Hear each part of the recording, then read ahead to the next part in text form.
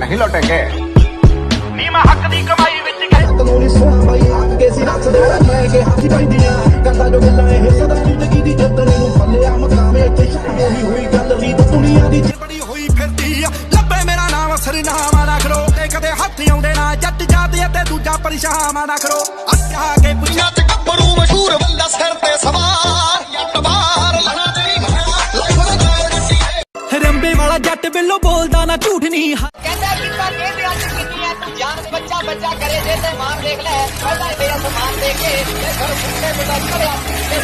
ਲੈ ਲੈ ਲਾਲਗੀ ਤੈਨੂੰ ਕੁੱਕੜਾਂ ਚ ਰੱਖੇ ਹਥਿਆਰ ਮਿੱਠੀਏ ਉਹ ਮਨ ਨਹੀਂ ਤੈਨੂੰ ਹੰਕਾਰ ਮਿੱਠੀਏ ਓਏ ਸੁੱਖ ਸੰਧੂ ਚੁੱਕ ਪਿੰਡ ਵਾਲਾ ਕਹਿੰਦੇ ਆ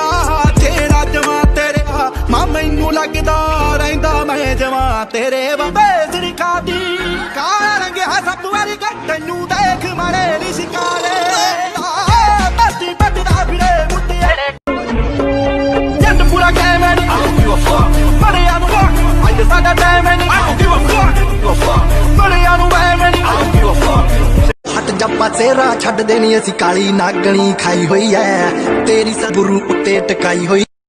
ਤੇਰੇ ਜੱਟ ਦੇ ਐਸੇ ਕਿਰਦਾਰ ਬੱਲੀਏ ਸਾਡੀ ਛੇਤੀ ਗੱਡੀ ਵਿੱਚ ਨਾਲ ਬੱਲੀਏ ਉਹ ਤੇਰਾ ਕੱਲਾ ਹੜੇ ਆਓ ਦੇਖ ਮਾੜਾ ਟਾਈਮ ਤੇਰਾ ਦਿਲ ਕਾ ਤੋਂ ਕੱਟਦਾ ਟਾਈਮ ਨਹੀਂ ਦੌੜਿਆ ਆ ਮੂਸੇ ਵਾਲੇ ਵੀ ਅੱਗੇ ਜਾਵੇਂਗਾ ਜਿਹਨੂੰ ਕਦੇ ਰੱਬੇ ਅੱਗੇ ਉਹ ਪਿੱਛੇ ਕਦੋਂ ਹਟਦਾ ਬਦਲਾਂਗੇ ਦੌੜੇ ਉੱਥੇ ਅੱਜ ਗੱਭਰੂ ਨੇ ਧੂੜ ਕੱਢੀ ਪਈ ਐ ਦੁਨੀਆ ਨੂੰ ਉਂਝ ਤਾਂ ਮੈਂ ਕੱਲਾ ਹੀ ਦਵਾਉਣ ਲਿਖਣੇ ਲਈ ਕਲਮ ਕੁੜੇ ਲੋਕਾਂ ਲਈ ਡੰਡਾ ਐ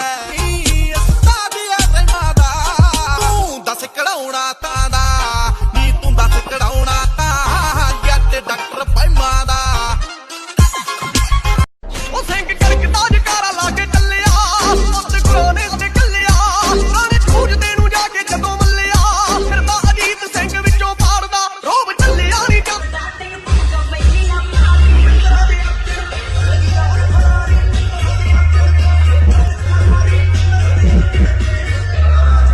ਸਾਡੇ ਦੇ ਸਟੈਂਡ ਕਿੱਥੇ ਯਾਰੀਆਂ ਚਲਾਉਣੇ ਤੂੰ ਹਮਰਾਂ ਜਾਂ ਟਿੱਕੀਆਂ ਚ ਪਾਉਣੇ ਤੂੰ